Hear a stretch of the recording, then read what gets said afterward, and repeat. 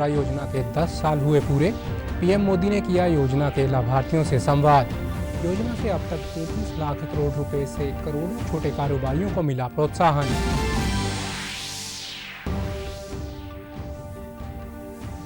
मुख्यमंत्री नायब सिंह सैनी ने 14 अप्रैल को हिसार में प्रधानमंत्री के कार्यक्रम की तैयारियों का लिया जायजा। कहा, हिसार से अयोध्या के लिए शुरू होगी पहली सीधी उड़ान।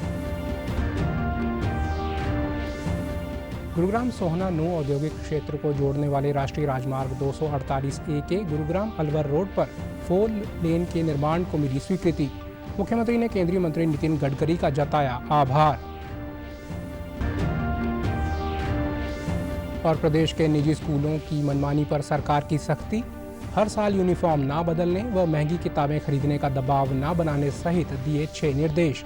अभिभावक कर सकेंगे शिकायत। नमस्कार, मैं चंदन शर्मा। अब समाचार विस्तार से। प्रधानमंत्री नरेंद्र मोदी ने प्रधानमंत्री मुद्रा योजना के 10 वर्ष पूरे होने पर देश भर से इसके लाभार्थियों को अपने आवास पर आमंत्रित किया। प्रधानमंत्री ने लाभार्थियों को बधाई देते हुए बताया कि ये योजना किस तरह से लोगों के जीवन को बदलने में मदद कर रही है, उनके सपनों को हकीकत में बदलने में सहायक रही है। उन्होंने बताया कि मुद्रा योजना के तहत 33 लाख करोड़ रुपए के जमानत मुक्त ऋण दिए गए हैं। इस दौरान पीएम ने यह भी कहा कि मुद्रा योजना मोदी की प्रशंसा के लिए नहीं है। प्रधानमंत्री ने मुद्रा योजना को देश के विकास में मूक क्रांति बताते हुए कहा कि भारत के युवाओं के पास उद्यमशीलता का हुनर है। अगर उन्हें थोड़ी सी मदद मिल जाए तो बहुत बड़े नतीजे मिलते हैं। ये योजना देश के युवाओं को अपने पैरों पर खड़े होने का साहस देती है। इसमें सबसे ज्यादा संख्या महिलाएं आगे हैं। 30 लाख करोड़ रुपया ये देश के लोगों को बिना गारंटी दे दिए गए हैं। आप अखबार में तो पढ़ते हो अमीरों की सरकार है? सभी अमीरों का टोटल लगा दोगे तो भी 33 लाख नहीं मिला होगा उनको। मेरे देश के सामान्य मानवी को 33 लाख करोड़ रुपया आपके हाथ में दिए है ना, आप जैसे देश के होनहार युवा युवतियों को दिए गए हैं। आज भारत का युवा, उसके पास जो एंटरप्रेन्योर स्किल है, अगर उसको हैंड होल्डिंग हो जाए, थोड़ी उसको मदद मिल जाए तो बहुत बड़े परिणाम लाता है। और इस मुद्रा योजना में किसी सरकार के लिए भी ये आंख खोलने वाला विषय है। ये सबसे ज्यादा महिलाएं आगे आई हैं, सबसे ज्यादा लोन के लिए अप्लाई करने वाली महिलाएं, सबसे ज्यादा लोन प्राप्त करने वाली महिलाएं और सबसे जल्दी रिपेमेंट करने वाली भी महिलाएं। प्रधानमंत्री से संवाद के दौरान लाभार्थियों ने भी मुद्रा योजना पर अपने अनुभवों को साझा करते हुए बताया कि मुद्रा योजना का लाभ उठाकर उनका जीवन पूरी तरह बदल गया है। करता था सर, किसी के यहाँ नौकरी करता था तो नौकर था सर। आपने हमारी गारंटी ली है सर मुद्रा लोन के माध्यम से और सर आज हम मालिक बन गए सर। इतनी गरीबी थी मेरे यहाँ कि मैं अगर एक टाइम खाती थी तो दूसरा बार सोचना पड़ता था। 8 लाख का स्वीकृत किया गया लोन और मैं बिजनेस शुरू की सर। बहुत अच्छा ग्रोथ हुआ सर। प्रधानमंत्री मुद्रा योजना न केवल वित्तीय समावेशन को बढ़ावा देती है बल्कि जमीनी स्तर पर भी ये सामाजिक और आर्थिक सशक्तिकरण को बढ़ावा देती है। इस योजना के बड़े लाभार्थियों में SC, ST और OBC वर्ग के लोग भी हैं जिन्होंने इसका लाभ लेकर अपना आर्थिक और सामाजिक उत्थान किया। प्रधानमंत्री नरेंद्र मोदी के हिसार में होने वाले कार्यक्रम को लेकर आज मुख्यमंत्री नायब सिंह ने महाराजा अग्रसेन हवाई अड्डे पर चल रही तैयारियों का जायजा लिया। इस अवसर पर पत्रकार वार्ता को संबोधित करते हुए मुख्यमंत्री ने कहा कि 14 अप्रैल को प्रधानमंत्री हरियाणा को 2 बड़ी सौगातें देने आ रहे हैं। वे हिसार हवाई अड्डे पर टर्मिनल का उद्घाटन करेंगे। साथ ही इस दिन हिसार से अयोध्या के लिए हवाई सेवा की शुरुआत होगी। इसके अलावा वे यमुनानगर में 800 मेगावाट के थर्मल पावर प्लांट का शिलान्यास करेंगे। जहां एयरपोर्ट होता है वहां पर विकास के कई रास्ते खुलते हैं। महाराजा अग्रसेन एयरपोर्ट से उड़ान शुरू होने से इसका लाभ हिसार के साथ साथ पंजाब व राजस्थान के लोगों को भी मिलेगा। हरियाणा के लोग दिल खोलकर प्रधानमंत्री का स्वागत करेंगे। आदरणीय प्रधानमंत्री जी का जो एक विजन है विकसित भारत, उस विकसित भारत को गति देने के लिए हमारा विकसित हरियाणा 800 मेगावाट का सुपर क्रिटिकल यूनिट उसका शिलान्यास करेंगे और इसी स्थल के ऊपर हरियाणा में जो हमें महाराजा अग्रसेन जी महाराज एयरपोर्ट यहाँ से उड़ान शुरू हो जाएगी और लोगों को, हमारे हरियाणा के हिसार के लोगों को तो लाभ मिलेगा ही, परंतु इस एयरपोर्ट का लाभ पंजाब का एक बड़ा भाग, राजस्थान का एक बड़ा भाग, वहां के लोगों को भी इस एयरपोर्ट का बड़ा लाभ मिलेगा। महाराजा अग्रसेन एयरपोर्ट से महर्षि वाल्मीकि एयरपोर्ट पर फ्लाइट उतरेगी। इसी फ्लाइट से भगवान श्री राम के भव्य और दिव्य दर्शन भी करने का अवसर मिलेगा। कांग्रेस के नेताओं द्वारा बिजली के बिलों में बढ़ोतरी करने वाले बयान पर प्रतिक्रिया देते हुए मुख्यमंत्री ने कहा कि झूठ बोलना कांग्रेस की फितरत है। कांग्रेस के शासनकाल में और हमारी सरकार के शासन में आने वाले बिजली के बिलों में दिन रात का अंतर है। हम आज भी सस्ती दर पर बिजली उपलब्ध करवा रहे हैं। वहीं वक्फ बिल पर बयान देते हुए मुख्यमंत्री ने कहा कि इस बिल का देश के लोगों को और मुस्लिम समाज को बड़ा लाभ मिलेगा। कांग्रेस के लोग अपने गिरेबान में जा करके देखें, तब वो दूसरे को उंगली उठाएं। बोलना तो आसान है। ये रणदीप सुरजेवाला, भूपेंद्र सिंह हुड्डा को मालूम है, इनके समय के अंदर 828 रुपए का बिल आता था। लोग इस प्रकार की बात बोलते थे, कहा बिजली तो आमदी नहीं, वही कहा अरे बिल बढ़ रखा है क्या, कहा बिल ज्यादा है क्या। ये स्थिति थी इनके समय में। और इनके समय के अंदर मैं बताना चाहता हूं 300 यूनिट का बिल 1316 रुपए आता था और हमारे समय के अंदर 1230 रुपए का आता है।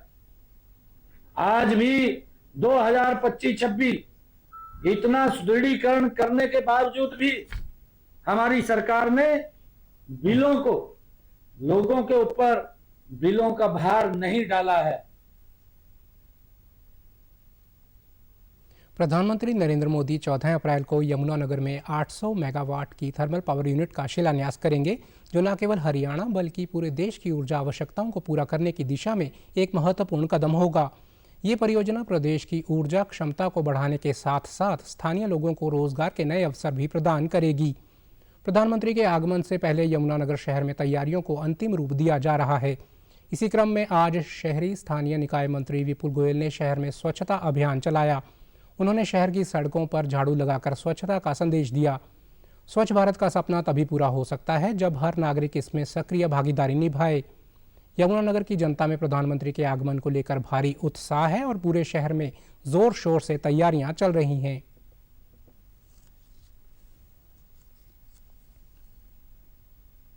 यमुनानगर के सभी लोग, चाहे प्रशासनिक अधिकारी हो, चाहे एनजीओ हो, चाहे हमारे मेयर और पार्षद हो, विधायक हो, और जितने भी जो यमुनानगर के लोग हैं, जितनी सामाजिक संस्थाएं आरडब्ल्यू, सभी लोग सहयोग करके माननीय प्रधानमंत्री जी के इस आह्वान को बहुत सक्सेस बनाने के अंदर लगे। असुरक्षा की स्थिति वहाँ पर नहीं है।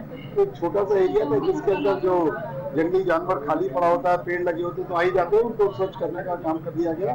बिल्कुल भी किसी तरीके का सिक्योरिटी का लैकिंग नहीं है। और माननीय प्रधानमंत्री जी भी स्वयं वहाँ पर लैंड करेंगे और उसी दिन वहाँ से जो अयोध्या के लिए हमारी फ्लाइट चलेगी। प्रधानमंत्री नरेंद्र मोदी जी का आह्वान है और उसके लिए हरियाणा की सरकार और देश की सरकारों ने इतने काम किए, तो जो कूड़ा निस्तारण का काम हो, चाहे स्वच्छता को बढ़ावा देने का काम हो, अभी नगर निगम या कोई अधिकारी या कोई समय जो हमारे चुने हुए प्रतिनिधि हैं वो लोग ही नहीं करेंगे, ये सबकी जिम्मेदारी।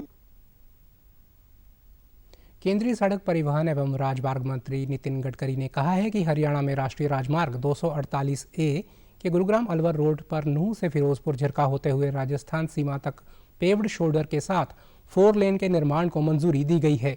साथ ही नूंह जिले के मालब और भादस गांव में 6.84 किलोमीटर लंबाई में मौजूदा सड़क को मजबूत व सुधारने की भी स्वीकृति दी गई है। इनके निर्माण पर 480.44 करोड़ रुपए की लागत आएगी। उन्होंने कहा कि ये राष्ट्रीय राजमार्ग गुरुग्राम सोहना नूंह औद्योगिक क्षेत्र को जोड़ता है। राजस्थान से उत्तरी राज्यों की ओर भारी वाहनों की आवाजाही के कारण इस मार्ग पर भारी मात्रा में यातायात होता है। इस खंड को 4 लेन का बनाने से भारी यातायात कम होगा और बेहतर कनेक्टिविटी मिलेगी, जिससे इस क्षेत्र के आर्थिक विकास को बढ़ावा मिलेगा। वहीं मुख्यमंत्री नायब सिंह सैनी ने गुरुग्राम सोहना नूंह औद्योगिक क्षेत्र को जोड़ने वाले राष्ट्रीय राजमार्ग 248A के गुरुग्राम अलवर रोड पर 4 लेन के निर्माण और सड़क की मजबूती के लिए स्वीकृति प्रदान करने के लिए केंद्रीय मंत्री नितिन गडकरी का धन्यवाद किया। मुख्यमंत्री ने कहा कि प्रधानमंत्री नरेंद्र मोदी के नेतृत्व में विकसित भारत विकसित हरियाणा बनाने के लिए डबल इंजन सरकार में नॉन स्टॉप विकास 3 गुना तेज गति से हो रहा है। हरियाणा के मेरे परिवारजनों की ओर से आपका हार्दिक आभार। भारतीय जनता पार्टी ने हरियाणा प्रदेश में 50 लाख सदस्यों को जोड़ने का अभियान शुरू किया था। इसी को आगे बढ़ाते हुए आज और कल प्रदेश के हर जिला मुख्यालयों पर भाजपा का सक्रिय सदस्यता सम्मेलन आयोजित करवाया जा रहा है। इसी कड़ी में आज भिवानी में भाजपा के सक्रिय सदस्यता सम्मेलन में बड़ी संख्या में भाजपा कार्यकर्ताओं ने शिरकत की। यहां 2 लाख कार्यकर्ताओं को जोड़ने के लक्ष्य रखा गया है, जिसे भाजपा पूरा करने की तरफ अग्रसर है। भिवानी से भाजपा विधायक घनश्याम सराफ ने पत्रकारों से बातचीत में कहा कि भाजपा दुनिया की सबसे बड़ी लोकतांत्रिक पार्टी है, जिसके 14 करोड़ से लगभग सदस्य हैं। आज के कार्यकर्ता सम्मेलन में प्रत्येक सक्रिय सदस्य को 50 सामान्य सदस्य जोड़ने का लक्ष्य दिया गया है। इसका उद्देश्य भाजपा के कार्यकर्ताओं को नए सदस्य जोड़ने के साथ ही केंद्र व राज्य सरकार की नीतियों को जनता तक पहुंचाने का संदेश भी दिया गया है। उन्होंने कहा कि जल्द ही नए सिरे से प्रदेशाध्यक्ष के चुनाव को इस माह में अंतिम रूप दे दिया जाएगा। वहीं प्रदेश कार्यकारिणी सदस्य मीना परमार ने कहा कि भाजपा हरियाणा प्रदेश में 50 लाख कार्यकर्ता बनाने के लक्ष्य की तरफ बढ़ रही है। जैसे जैसे हमारी पार्टी आगे बढ़ रही है, इसका विश्व स्तरीय है और सबसे बड़ी पार्टी के रूप में हमारी बीजेपी पार्टी स्थापित हुई है और आने वाले समय में हम इसको और गति से बढ़ाने का काम करेंगे। और जो कार्यकर्ता है वो अपने अपने सभी स्थानों पे जाके बात भी कर रहे हैं और कुछ नए कार्यकर्ता यहाँ बैठते हुए देखने को संभावित है कि अगले जो अप्रैल का मंथ है पूरा, इसमें ये बात पूरी हो जाएगी, जिससे कि पार्टी का नया हमारा प्रदेश का अध्यक्ष और उसके अलावा उसके साथ जो भी महामंत्री बनाए जाएंगे वे सारे हम इस योजना में अप्रैल माह में जल्दी ला के पूरा करते हैं। भारतीय जनता पार्टी ने बहुत बेहतरीन तरीके से सघन जनसंपर्क अभियान चला करके लोगों को पार्टी के साथ जोड़ा था सदस्यता अभियान के तहत, और उसी के तहत ही भारतीय जनता पार्टी आज हम कह सकते हैं कि 14 करोड़ सदस्यों की पार्टी है, जो विश्व की सबसे बड़ी पार्टी है। देखिए 50 लाख का हमने सदस्यता का टारगेट पूरे प्रदेश का रखा था और उस 50 लाख के टारगेट को हरियाणा ने अचीव किया और 2 लाख का टारगेट भिवानी जिला को दिया गया था, जिसके नजदीक हम लोग पहुंच गए थे। लगभग हमने उस टारगेट को पूर्ण कर लिया था। उधर आज रतिया विधानसभा में भी सक्रिय सदस्यता सम्मेलन का आयोजन किया गया। भाजपा राज्यसभा सदस्य सुभाष बराला ने इसमें बतौर मुख्य अतिथि प्रतिभाग किया। उन्होंने कहा कि आज 13.5 करोड़ से अधिक लोग भाजपा की नीति और सिद्धांतों से जुड़े हैं और 10 लाख से भी अधिक सक्रिय भाजपा कार्यकर्ता हैं। पिछले 1 दशक में प्रधानमंत्री नरेंद्र मोदी की नीतियों से जन जन के जीवन में सकारात्मक परिवर्तन आया है। सुभाष बराला ने कहा कि आज सभी कर्मठ कार्यकर्ताओं ने विकसित फतेहाबाद, विकसित हरियाणा और विकसित भारत संकल्प को पूर्ण करने का संकल्प दोहराया है। हरियाणा में नए शैक्षणिक सत्र की शुरुआत से ही शिक्षा विभाग ने प्राइवेट स्कूलों की मनमानी पर सख्ती दिखाई है। प्राइवेट स्कूलों को एडवाइजरी जारी कर 2 अहम निर्देश दिए गए हैं। इनमें कहा गया है कि वे अभिभावकों पर निजी पब्लिशर्स की महंगी किताबें खरीदने का दबाव ना बनाएं। इसके अलावा क्लास वाइज स्कूल बैग के वजन के नियम का सख्ती से पालन करें। वहीं हर साल यूनिफॉर्म ना बदलने समेत 6 निर्देश दिए गए हैं। अगर कोई स्कूल नियमों का पालन नहीं करता तो अभिभावक इस बारे में शिकायत दर्ज करा सकते हैं। इसके लिए सभी जिला शिक्षा अधिकारियों को ईमेल आईडी और मोबाइल नंबर जारी करने को कहा गया है। इसके अलावा अधिकारियों को खुद भी सरप्राइज चेकिंग कर नियमों के उल्लंघन की जांच करने के लिए कहा गया है। कोई गड़बड़ी मिलने पर तुरंत कार्रवाई के लिए शिक्षा विभाग को रिपोर्ट सौंपने के भी आदेश दिए गए हैं। आदेशों में कहा गया है कि स्कूलों को यह सुनिश्चित करना होगा कि छात्र निर्धारित समय सीमा से अधिक वजन के बैग ना उठाएं। इसके अलावा विभाग ने कहा कि शिक्षा एक सेवा का क्षेत्र है, ये फायदे के लिए नहीं होना चाहिए। शिक्षा को मुनाफे का जरिया बनाने वाले प्रवृत्तियों पर रोक लगाई जाएगी। हरियाणा सरकार के नए बीज अधिनियम का एक और जहां खाद और बीज डीलर विरोध कर रहे हैं, वहीं दूसरी तरफ इस कानून को सही ढंग से लागू करवाने के लिए जींद के किसानों ने समर्थन किया है। उन्होंने मजबूती के साथ अपना पक्ष रखते हुए कहा कि ये कानून प्रदेश के किसानों के हित में विधानसभा सत्र में पारित किया गया है। ये कानून उनके लिए हितकारी साबित होगा और उन्हें कोई नकली सामान नहीं बेच पाएगा। खाद व बीज विक्रेता इस बिल का गलत विरोध कर रहे हैं। उन्हें चाहिए कि वे किसानों को सही व प्रमाणित बीज ही मुहैया करवाएं।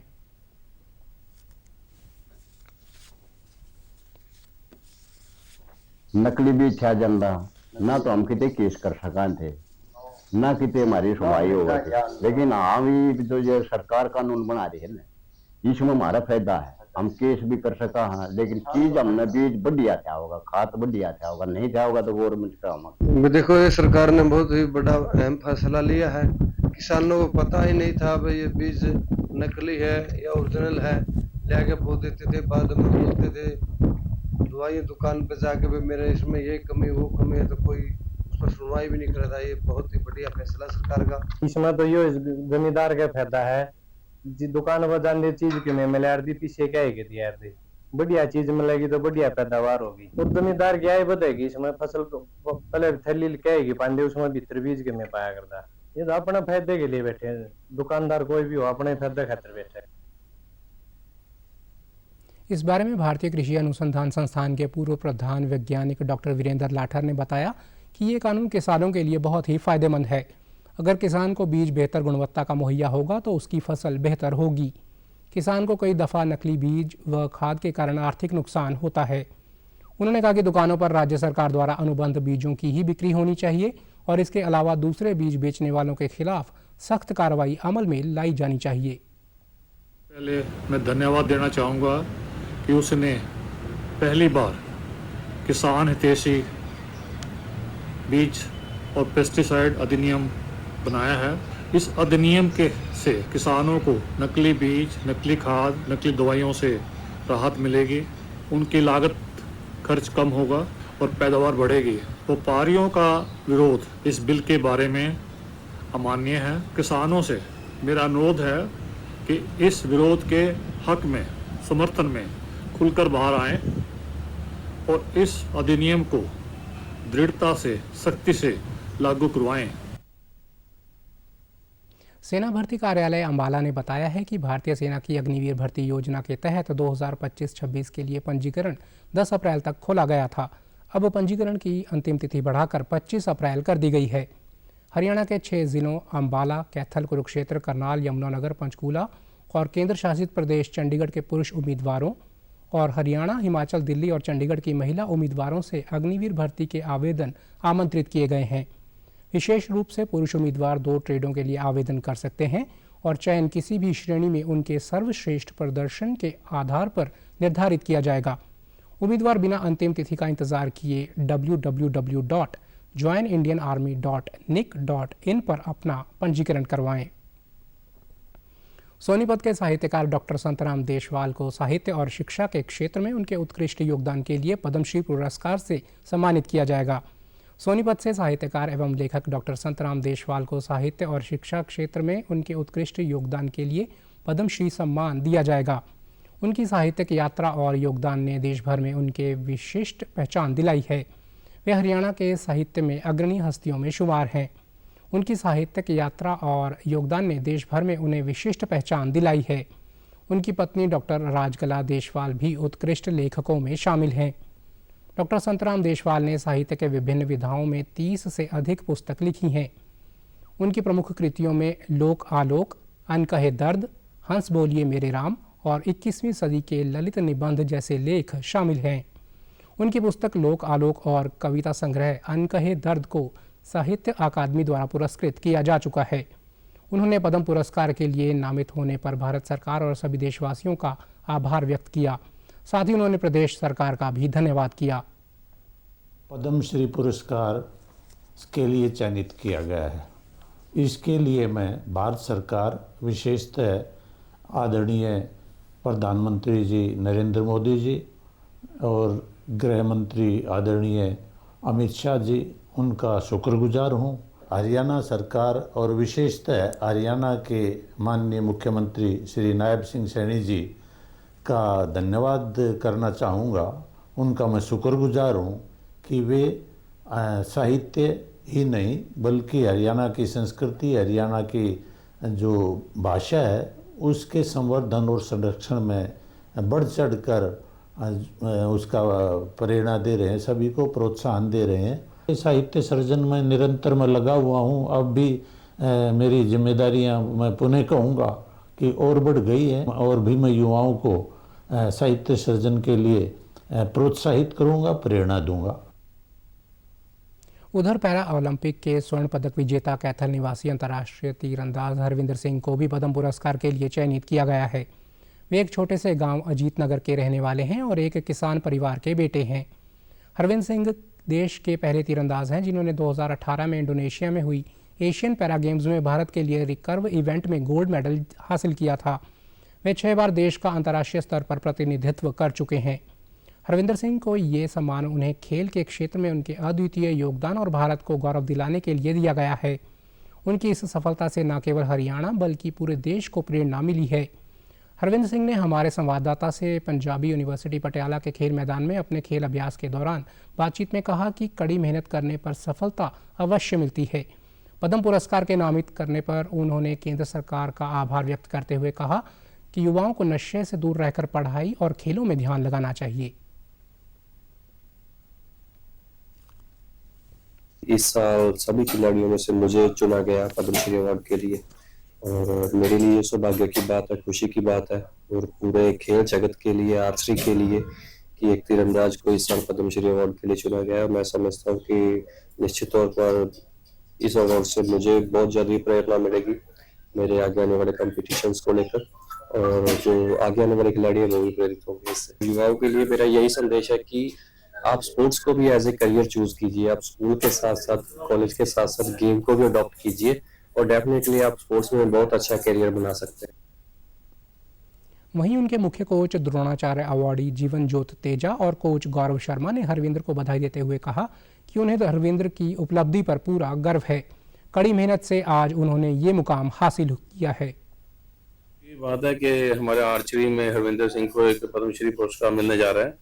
सभी देशवासियों को बहुत खुशी है और बहुत ही हमारे जो ग्राउंड के बच्चे हैं और कोचेज हैं हमारे यहाँ स्टाफ है, उनको बहुत ही खुशी वाली बात है कि एक बहुत ही बड़ा अवार्ड जो हमारे ग्राउंड को देने के लिए सरकार ने एक उपराला किया है और इसके पीछे हरविंदर सिंह की बहुत ही कड़ी मेहनत है जो जिसके सदका उसने पहले एशियन गेम्स में मेडल लिया देश के लिए, फिर ओलंपिक्स में 2 बार मेडल लिया। और आज के टाइम में मतलब सबसे पढ़ाई तो पहले लोग बोलते थे कि पढ़ाई लिखाई सबसे इम्पोर्टेंट है, मैं आज भी बोलता हूँ, बट उसके साथ आज के टाइम में सेकेंडरी लोग जो बोलते थे कि स्पोर्ट्स सेकेंडरी है, नहीं, आज प्रायोरिटी स्पोर्ट्स और स्टडी इक्विवेलेंट है, तो दोनों में बराबरी का हिस्सा आप देख सकते हो। आपने अभी देखा हमारे यहाँ 100 बच्चा प्रैक्टिस कर रहा है, हरविंदर को देख के कितने बच्चे आए, शीतल देवी भी अभी यहीं प्रैक्टिस कर रही है, तो मतलब डे बाय डे इंक्रीज हो रहा है, तो बढ़िया जा रहा है सब।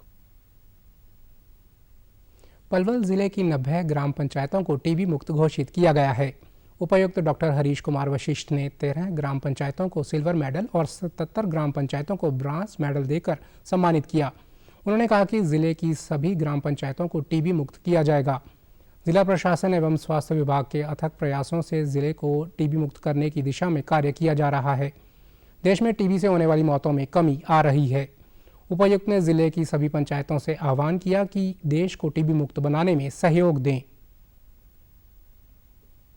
90 ग्राम पंचायतों को यहाँ पलवल सभागार में सम्मानित किया गया है जिनको टीबी मुक्त डिक्लेयर किया गया है। तो हम सभी सरपंचों का और ग्रामवासियों के आभारी हैं जिन्होंने इस महामारी से निजात प्राप्त की है।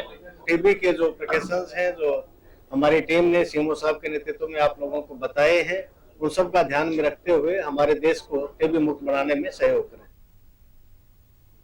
जिला सिविल सर्जन डॉक्टर जय भगवान ने बताया कि पलवल जिले में 263 ग्राम पंचायतों में टीबी मुक्त अभियान चलाया जा रहा है। 2025 के अंत तक पलवल जिले को टीबी मुक्त कर दिया जाएगा। सर की अध्यक्षता में ये जो 90 गांव के सरपंच आए थे आज, उनको हमने सम्मानित किया है क्योंकि इन्होंने 2024 के अंदर जो टीबी फ्री इनका गांव हुआ है उसको मोटिवेट करने के लिए इनको हमने सम्मानित किया है और हम सभी तहे दिल से जितनी भी ग्राम पंचायत हैं उनको बधाई देते हैं। और जो टोटल जो 263 ग्राम पंचायत हैं जिला पलवल में, ताकि आगे आने वाले टाइम में अगले साल जो दूसरी भी ग्राम पंचायतें हैं वो इस प्रोग्राम में हमारी मदद करें। ताकि गांव जलहाका की सरपंच ओमवती ने बताया कि टीबी के प्रति लोगों को जागरूक किया जा रहा है। ग्रामीणों के सहयोग से हमारे गांव को टीबी मुक्त कर दिया गया है।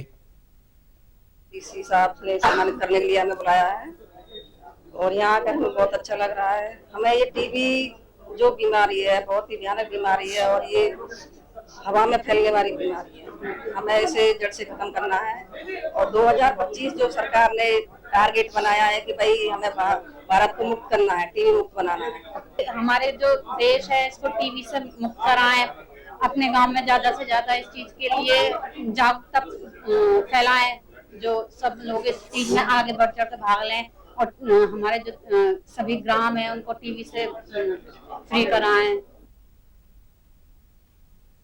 प्रदेश के लोगों को नशे के खिलाफ जागरूक करने के उद्देश्य से चलाई जा रही राज्य स्तरीय साइक्लोथॉन 2.0 यात्रा ने आज रेवाड़ी जिले के गांव भालकी माजरा में प्रवेश किया। बावल के विधायक डॉक्टर कृष्ण कुमार, भाजपा जिला अध्यक्ष डॉक्टर वंदना पोपली सहित सैकड़ों लोगों ने पुष्प वर्षा से यात्रा का स्वागत किया। यात्रा के बीच रास्ते में युवाओं सहित हर वर्ग का उत्साह देखने लायक रहा। इस दौरान लोगों को नशे से दूर रहने की शपथ दी गई। इस पूरे अभियान का संचालन हरियाणा एनसीबी प्रमुख एवं महानिदेशक ओपी सिंह की देखरेख में हो रहा है। बावल के विधायक डॉक्टर कृष्ण कुमार ने कहा कि प्रदेश में नशे के खिलाफ संदेश देने के लिए चलाई जा रही साइक्लोथॉन यात्रा से खासतौर पर युवाओं में उत्साह है। युवाओं को नशे से दूर रहना चाहिए। प्रदेश को ड्रग फ्री बनाने के समाज का सहयोग अति आवश्यक है।